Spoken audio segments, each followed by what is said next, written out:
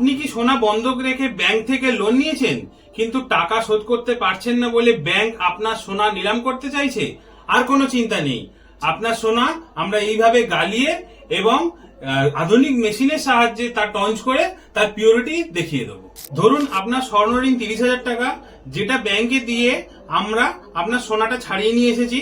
আমরা আধুনিক মেশিনের সাহায্যে টঞ্চ করে দেখলাম আপনার সোনার ভ্যালুয়েশন 50,000 টাকা। তাহলে বাকি 20,000 টাকা আপনার প্রাপ্য, যেটা আমরা আপনার হাতে তুলে দেবো। এর ফলে আপনার দুটো লাভ হলো।